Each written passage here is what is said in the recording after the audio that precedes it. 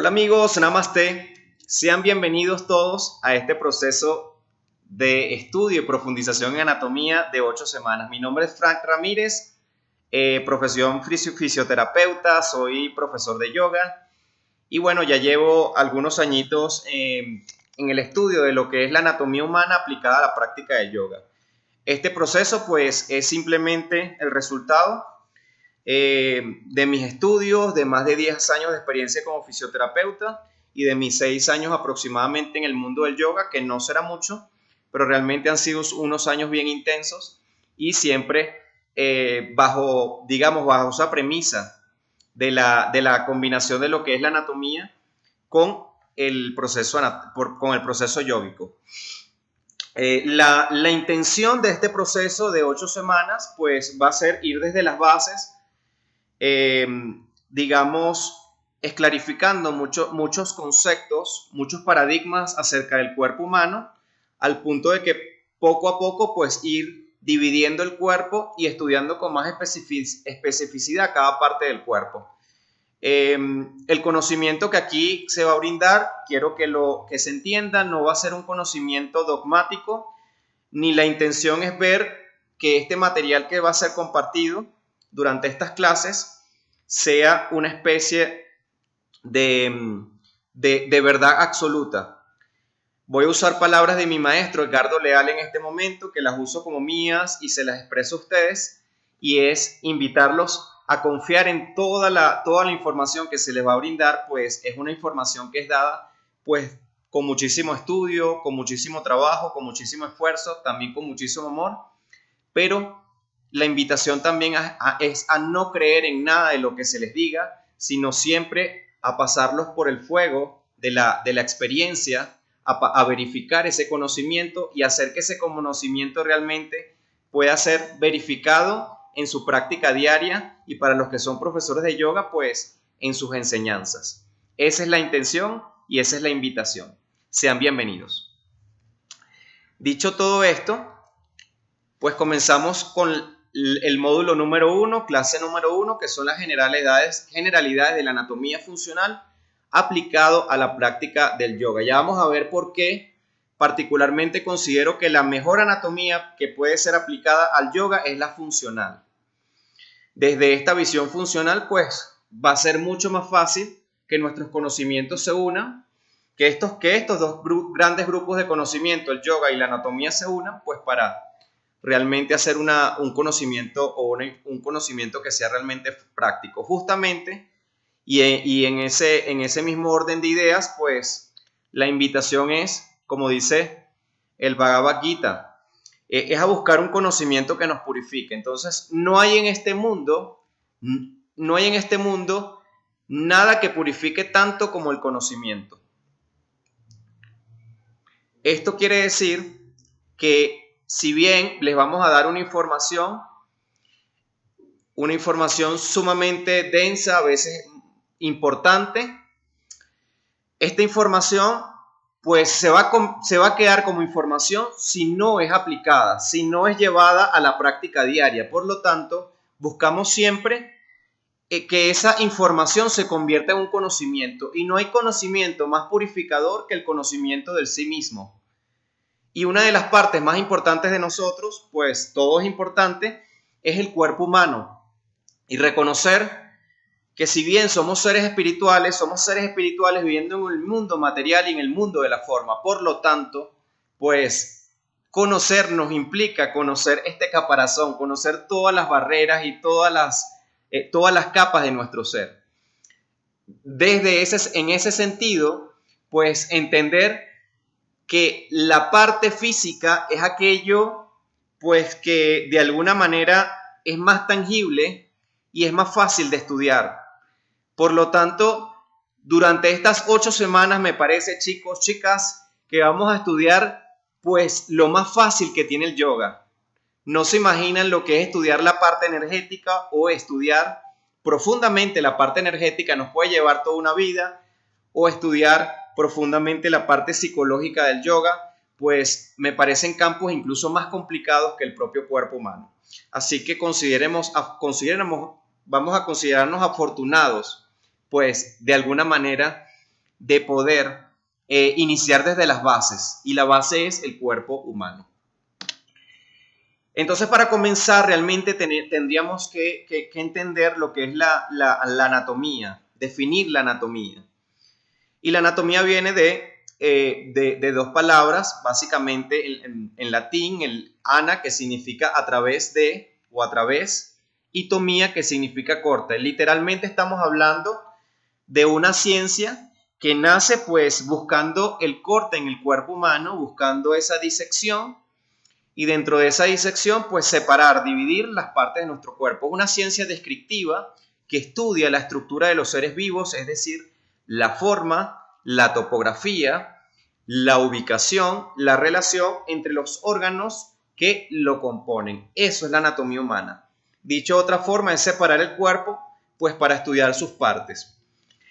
En tal sentido, les dejo esta autorreflexión y preguntarse que si entendemos hoy, en este momento, que anatomía es separar y yoga es unir, pues ¿dónde está la relación? Es una pregunta que les dejo allí. ¿Dónde estará la relación? Y si será fácil o no, pues unir estas dos ciencias, la ciencia del yoga y la ciencia anatómica, para estudiar el cuerpo humano. ¿Son compatibles? ¿No son compatibles? ¿Qué creen ustedes sobre eso? Entonces les dejo esa autorreflexión. Ahora, yo les decía que vamos a ver una anatomía funcional. ¿Qué es la anatomía funcional? Pues es una de las muchas formas de estudiar anatomía. Y por eso, para entender el estudio de la anatomía, habría que entender los tipos de anatomía que existen o las diferentes formas de estudiar la anatomía. Entonces, esas formas pueden ir desde la anatomía topográfica, que no es más que la anatomía por regiones. La anatomía por regiones, pues, es esa parte anatómica que va a dividir diferentes partes del cuerpo para su estudio. Por ejemplo, anatomía de la cabeza y del cuello, del tórax, del abdomen, de la pelvis y el periné, miembros superiores y miembros inferiores. Estamos dividiendo allí las diferentes partes del cuerpo para poder estudiarlos. Eso es una opción. Otra opción para estudiar anatomía es por sistemas. Por ejemplo, está el sistema musculoesquelético, está el sistema respiratorio, el cardiovascular, el digestivo, el urinario y muchísimos otros más. Pero básicamente es dividir el cuerpo, pero por los sistemas fisiológicos que de alguna manera lo componen. Ahora, la anatomía funcional, que es la que vamos a ver propiamente, describe la estructura en relación a su función. Es decir, si algo tiene una forma, pues esa forma tiene una razón de ser, ¿sí? Entonces, es mucho más fácil entender la anatomía, por ejemplo, de los movimientos y de la posición del cuerpo humano si lo entendemos desde el punto de vista funcional. Eso nos va a permitir inmediatamente relacionar la anatomía, en este caso, con el yoga, pues estudiaremos la anatomía en función de aquellas cosas que suceden en la práctica del yoga, de aquellas circunstancias que se encuentran en la práctica del yoga, y entendiéndolo desde esa forma, pues será mucho más fácil hacer que esos conocimientos queden en nosotros. Otra forma es la forma clínica, que básicamente está relacionada en ciencias de la salud, pues tiene que ver con reconocer la estructura anatómica, lo que debe ser normal para inmediatamente saber lo que puede ser anormal. Esto es un énfasis en las enfermedades, por ejemplo, y en las condiciones.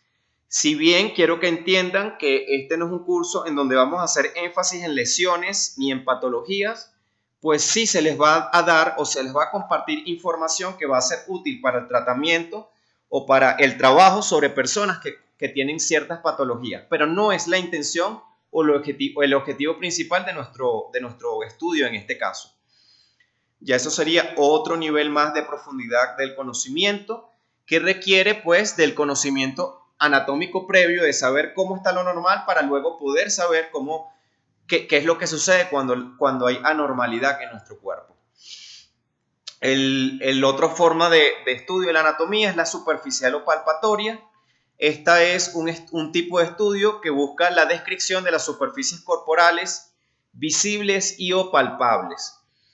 De todo lo que vamos a ver, pues nuestro enfoque va a ser central, va a ser en la funcionabilidad. Por lo tanto, vamos a ver una anatomía muy funcional eso no quiere decir que no apliquemos un poco de anatomía topográfica. Yo les decía por ahí que yoga era que realmente la anatomía significaba separar, ¿no?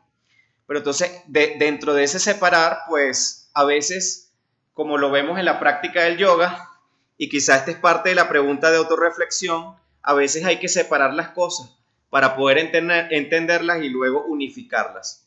Quizá esa también sea una de las invitaciones que nos hace el yoga, buscar siempre pues la unidad a pesar de nuestra propia diversidad.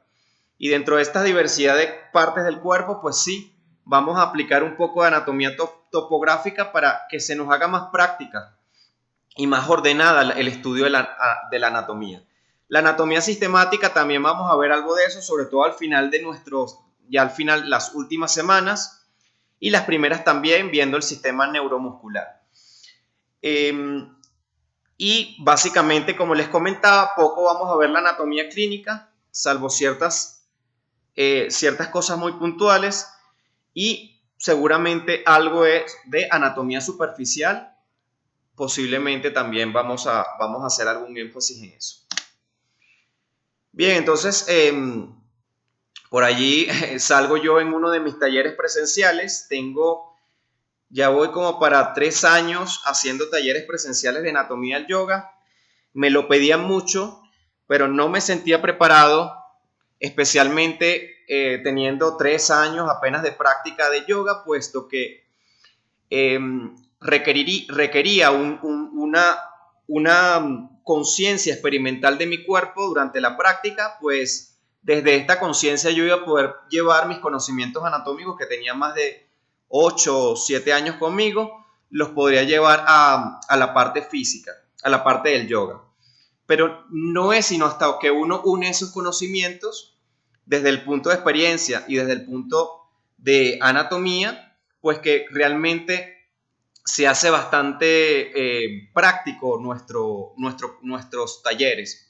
Es por eso que por ahí en algún momento escribí esto, que dice que no es, si bien no es imprescindible saber de anatomía ni terminología anatómica para hacer yoga, sí es importante para enseñar. Entonces, sobre todo las personas que enseñan, entender esto y que es necesario reconocer los procesos integrales en nuestros alumnos.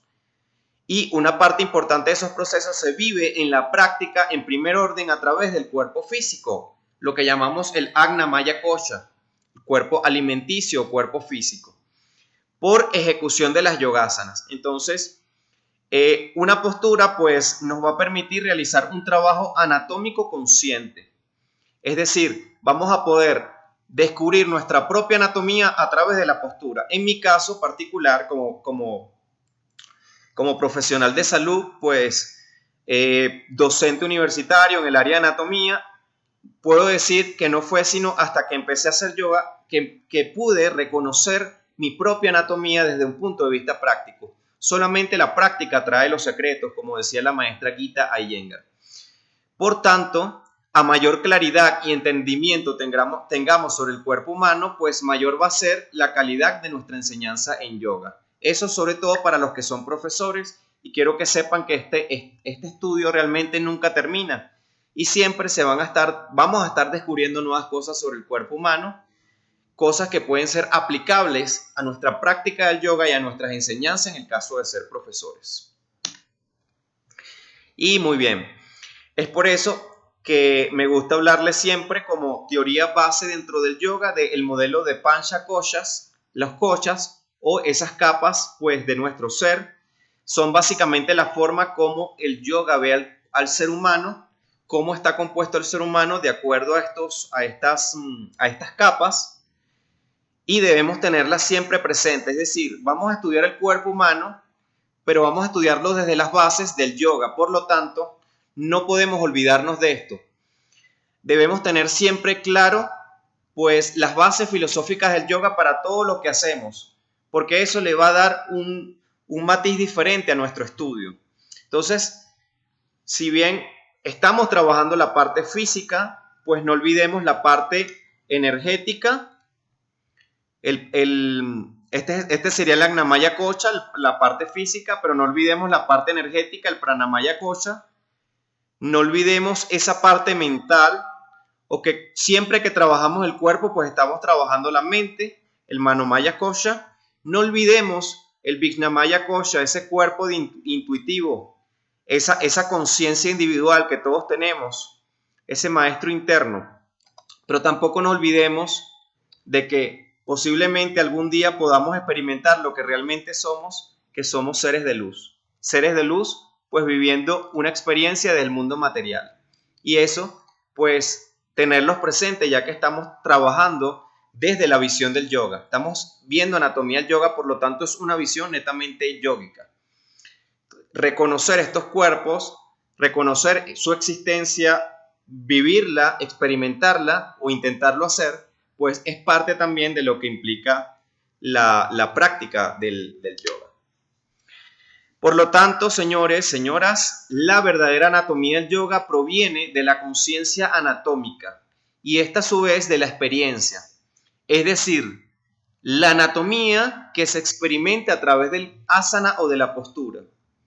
Pues reconocer que cuando yo estoy en una postura meditativa, pues debo reconocer cómo está mi columna para poder alargarla, para poder mantenerla, y que esto a su vez va a permitir que la energía pránica pueda fluir y que al fluir la energía nuestra mente se va a centrar y que si podemos centrar nuestra mente en algún momento podremos contactar con ese cuerpo de intuición, el Vijnamaya Kosha, y algún día llegar a reconocer lo que somos, esos seres de luz, el Anandamaya Kosha, desde el centro que somos, desde el Atman, desde nuestro centro interno.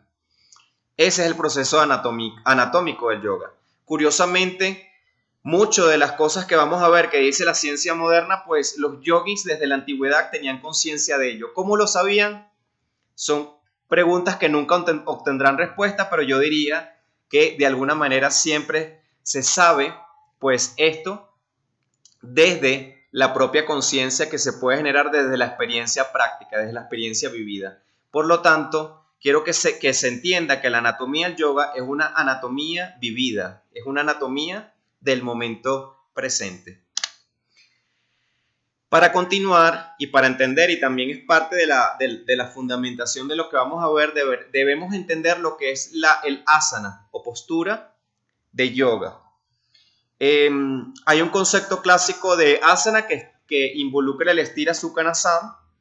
Eso se sobreentiende y tenemos que seguirlo estudiando a través de los Yoga Sutras de Patanjali, pero más allá de eso, también entender que las asanas, desde el punto de vista fisiológico, neurofisiológico, son determinadas posturas corporales que ejercen una función sobre el sistema neuromuscular orgánico, órganos, glándulas, así como en la energía psicofísica y la función mental. ¿Cuál es la energía psicofísica? Pues esa energía pránica que va a conectar el cuerpo con la mente.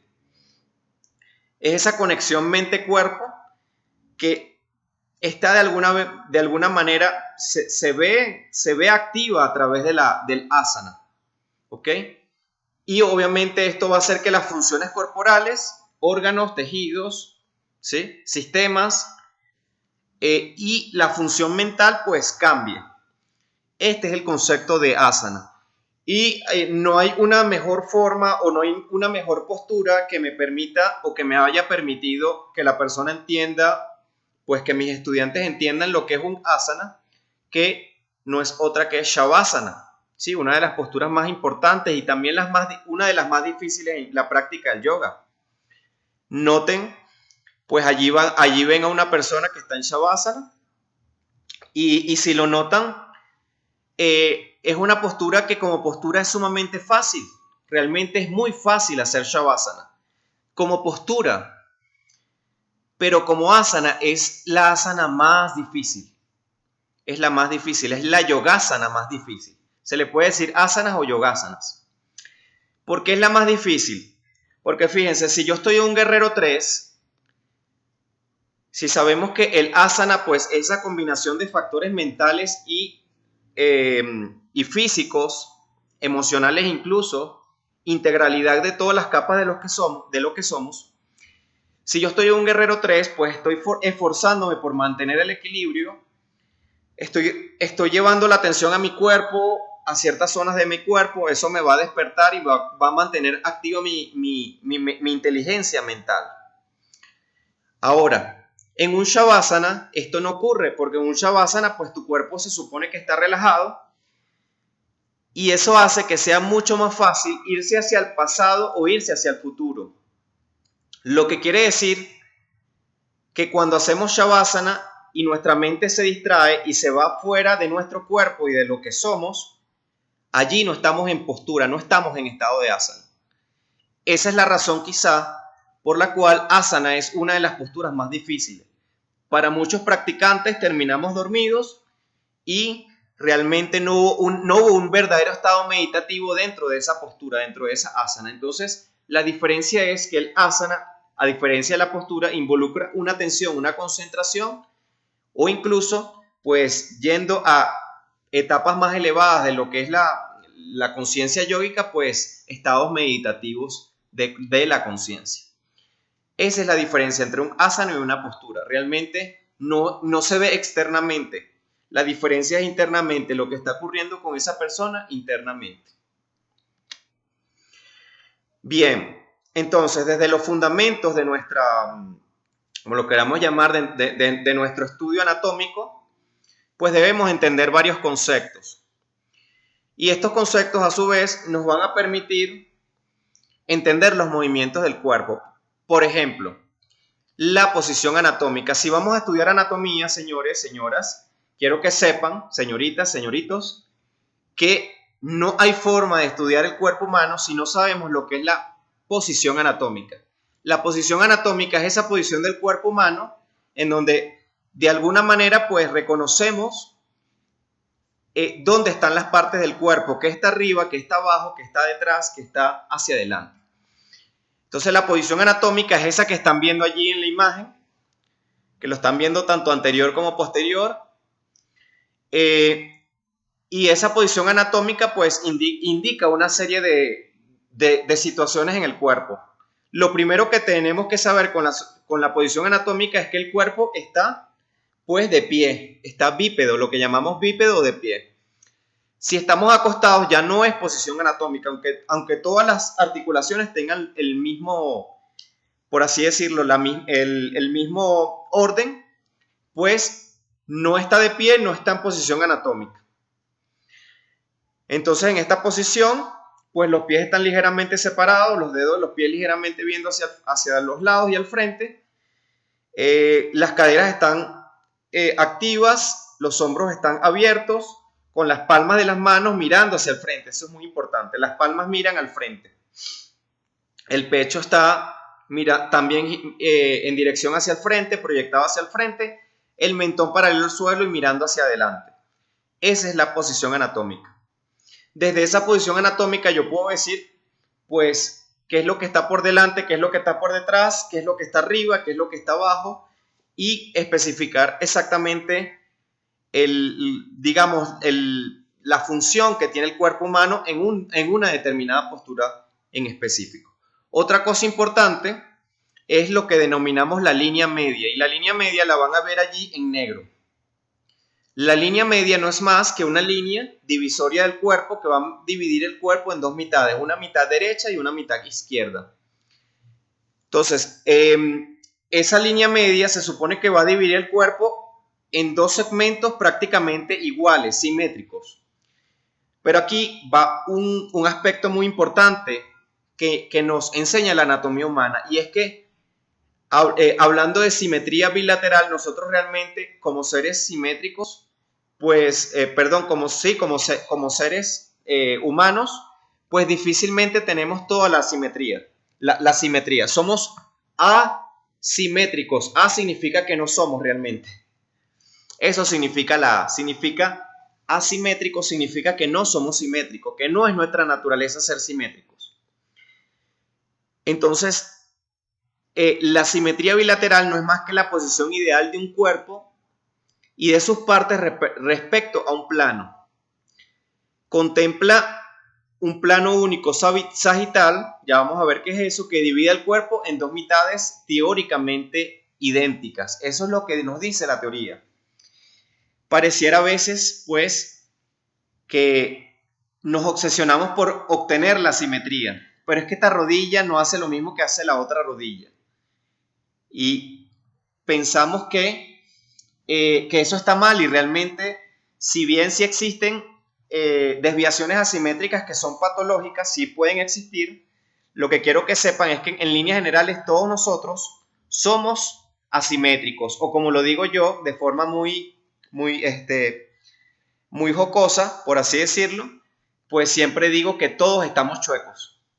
Si algo te enseña el yoga es a entender que estás chuecos, que estamos chuecos o que estás chueco, y eso también hace que reconozcamos y aceptamos nuestra propia realidad corporal. La simetría es una ilusión que se busca. La asimetría es la realidad de nuestro cuerpo. Realmente somos asimétricos. Entonces allí una pregunta de autorreflexión que les coloco: ¿es realmente el cuerpo humano simétrico? ¿Realmente buscar la simetría es el objetivo de la práctica del yoga? ¿Realmente es eso? A veces pareciera que sí en alguna de las clases. Entonces, Ha y Ta, esos principios, ¿no? Ha, sol, expansión; Ta, luna, relajación. Entonces, ¿realmente buscamos en el yoga ese equilibrio total entre Ha y Ta? ¿Es posible lograrlo? Hay que ver. Bien, respecto a los planos de movimiento, ¿qué quiero que entiendan? Hay ciertos planos en donde se van a desarrollar los movimientos del cuerpo humano. Esos planos además también te permiten dos cosas básicamente: desarrollar los movimientos, pero por otro lado te permite, pues, se podría decir, separar el cuerpo en diferentes formas de visualización. Entonces, para las personas que necesitan observar el cuerpo humano, pues se hace indispensable entender este aspecto, pues, de los planos. Les voy a mostrar acá un momentito. Bien, entonces, yo quiero que entiendan algunos conceptos sobre estos planos. Colocarlo él acá y me voy a colocar yo aquí. Bien. Está bien, me van a ver ahí el cuerpo, que es suficiente. Esta es la posición anatómica que ya yo se los he explicado. Una posición anatómica en donde los pies están separados ligeramente hacia afuera, las palmas de las manos también ligeramente separadas del cuerpo. Las palmas de las manos pues miran al frente. Esto es muy importante. Yo puedo decir que esta es la parte anterior de la mano y esta es la parte posterior. ¿Cómo lo sé?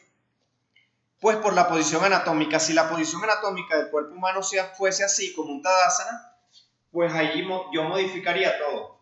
La parte anterior de mi brazo, de mi mano, sería esto. Pero no, la posición anatómica es así, por lo tanto la parte anterior sigue siendo esta. ¿Vale? Entonces, una vez entendido esto, tenemos un plano sagital. Quiero que entiendan este primer plano, un plano en donde vamos a ver el cuerpo. En sagital vamos a ver el cuerpo por un ladito, lo que hace que veamos dos caras, una cara izquierda y una cara derecha del cuerpo. Entonces, si yo quiero que un alumno me vea en mi plano sagital, pues tengo que colocarme así, de lado, de perfil, que me vea de perfil.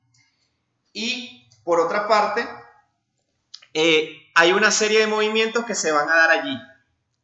¿Y cuáles son esos movimientos? Pues todos los movimientos que vayan de la parte anterior del cuerpo a la parte posterior. Son movimientos en el plano sagital. Esos movimientos normalmente se les llaman flexión. Por ejemplo, flexión del codo, el codo va por delante, y extensión del codo.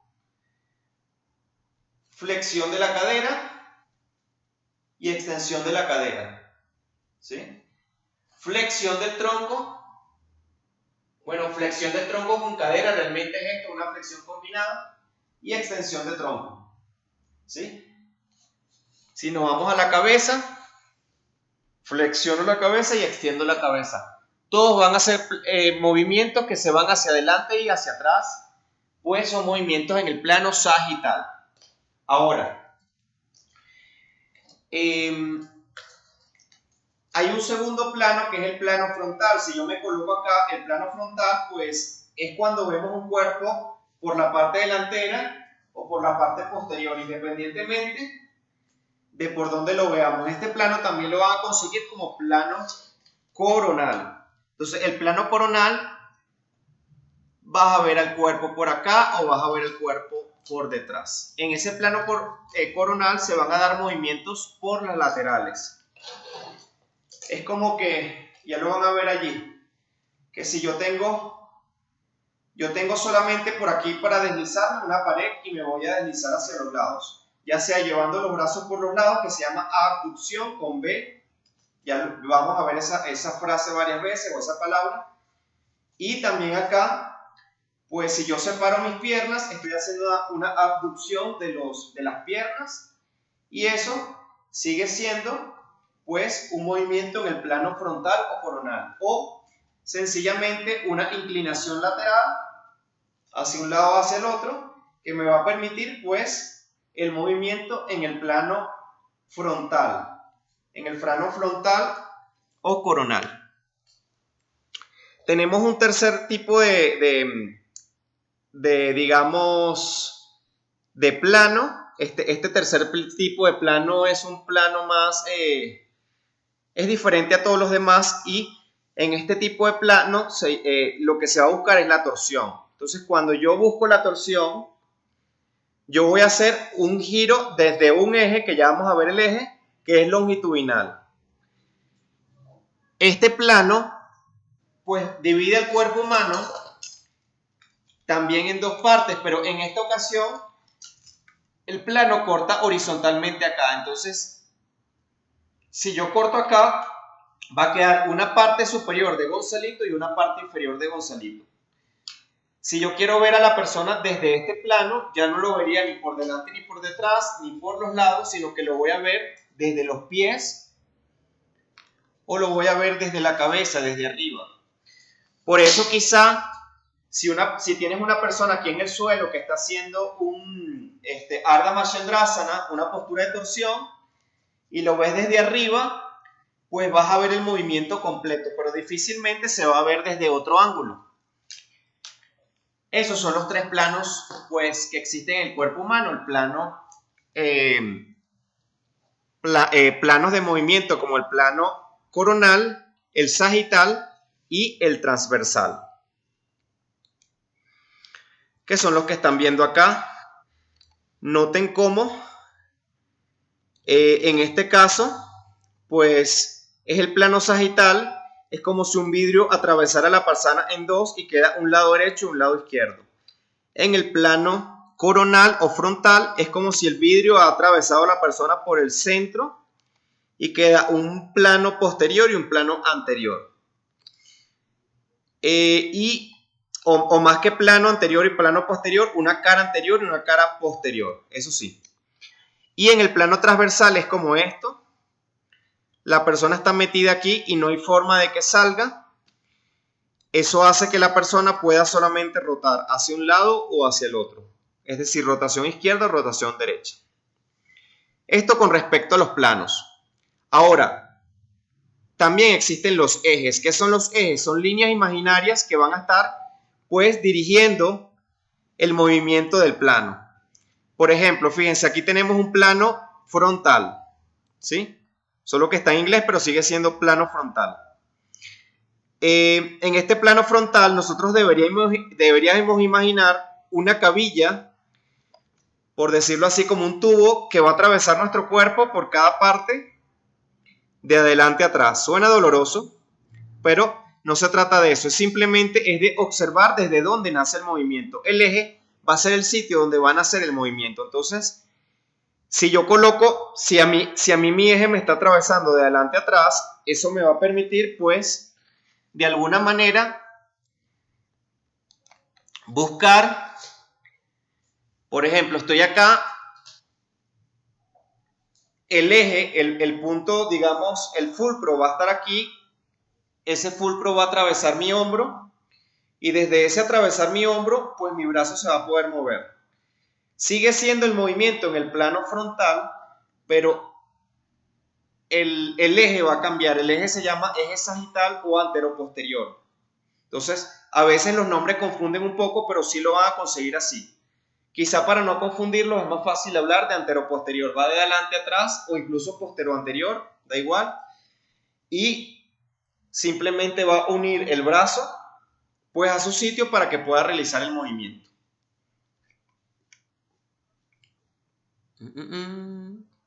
Ok. Bien.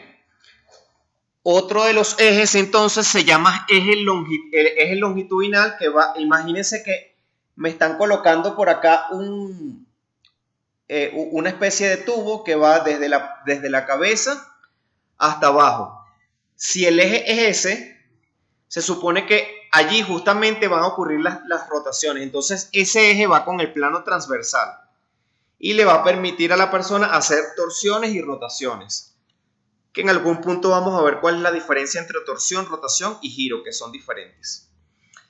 Y en el plano sagital es como si te colocaron una cabilla que vaya de un lado a otro, es decir, te van a colocar un tubo que va de un lado a otro para poder hacer los movimientos, pues, en el plano sagital hacia los lados, ¿no? Hacia atrás y hacia adelante, que es lo que ya hemos visto. Entonces, si yo, por ejemplo, voy a hacer una postura de Paschimottanasana o un Uttanasana y visualizo que mi eje está aquí en las caderas, pues yo puedo bajar y mi eje no se cambia, pero aún así sigo el movimiento. Y regreso por donde vine y siguen siendo movimientos específicos de ese eje. El eje que va a ser transversal, a su vez, de alguna forma dirige el movimiento sagital. De cualquier manera, por acá les dejo una tablita que, como dije con el grupo pasado, esta tablita la hice y de verdad vale oro, porque ahí se les especifica cada plano con su eje en particular, la definición y los movimientos que se realizan en ese eje. Entonces está bueno esa tabla para que la puedan estudiar. Dentro de los fundamentos también tenemos lo que es la posición acostada. Ya vimos que la posición anatómica es bípeda, pero acostados también tenemos ciertas características. Por ejemplo, lo que llamamos los decúbitos.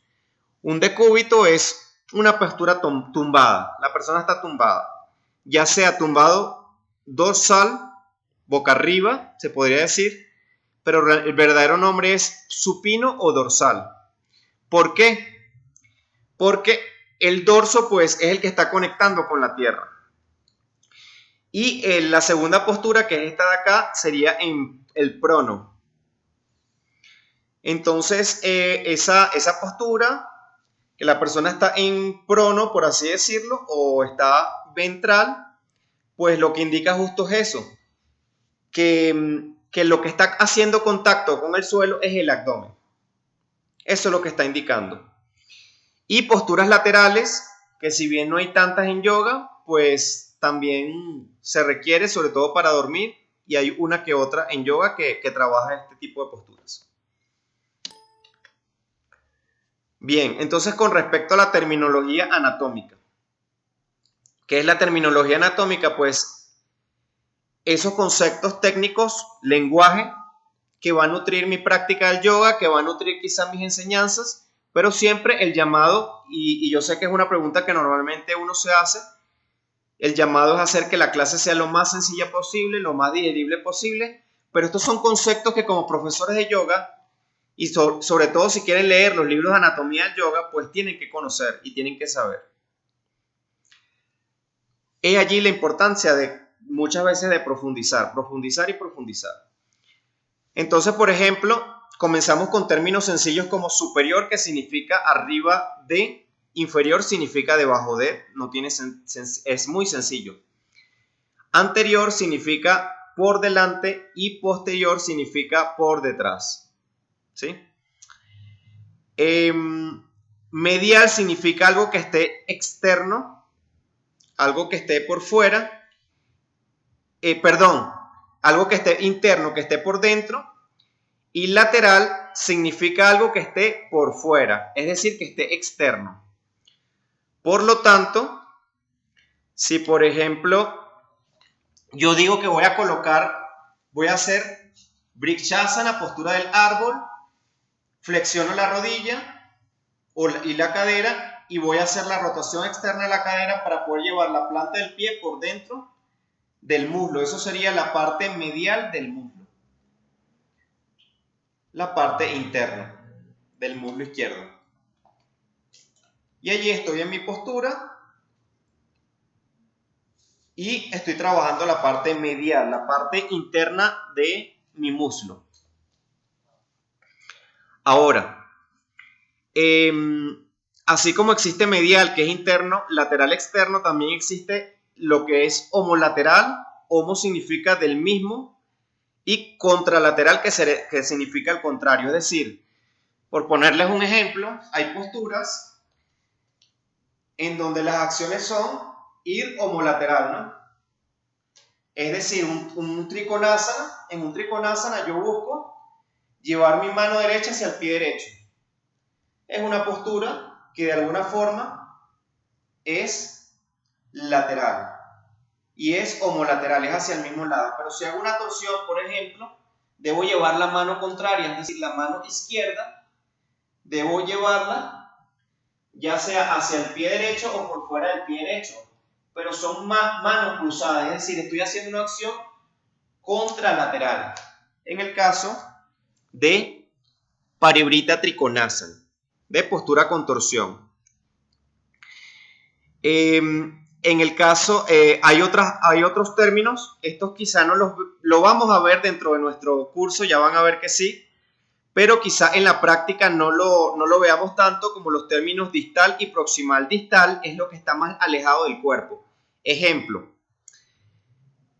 esta articulación de aquí, mírenla, esta articulación de aquí es la articulación interfalángica, porque esta se llama falángicas distal, y es la articulación más distal del cuerpo, es la que está más alejada de mi centro, está más lejos. Y mis hombros son las articulaciones más proximales dentro de los brazos, más proximales porque están más hacia el centro. Entonces eso implica lo que significa proximal y distal, lo que está alejado y lo que está cerca. ¿Cuál es mi centro? ¿Cómo sé mi centro? Por la línea media. Mi línea media pues me indica cuál es el centro.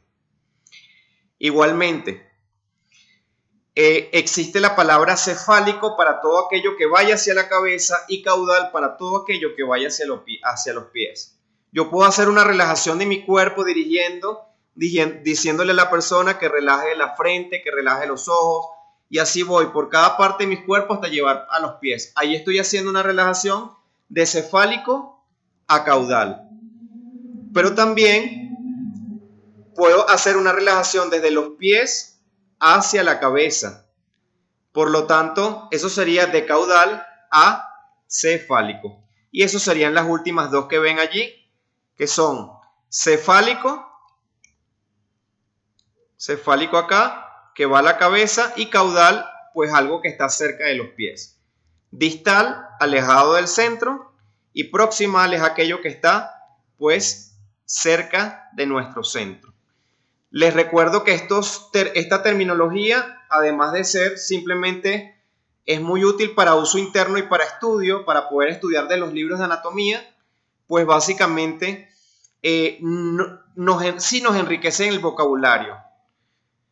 Pero buscamos obviamente dentro de nuestra enseñanza de yoga para los que son profesores un lenguaje que sea adecuado para todos los usuarios, para todos los practicantes.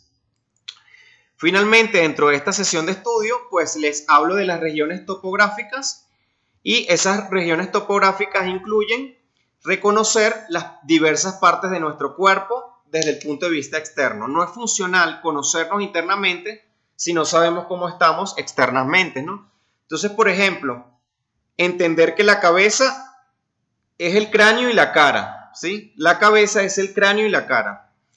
El cuello, pues, es la zona de la garganta, pero posteriormente es la nuca. Son dos partes de un mismo segmento.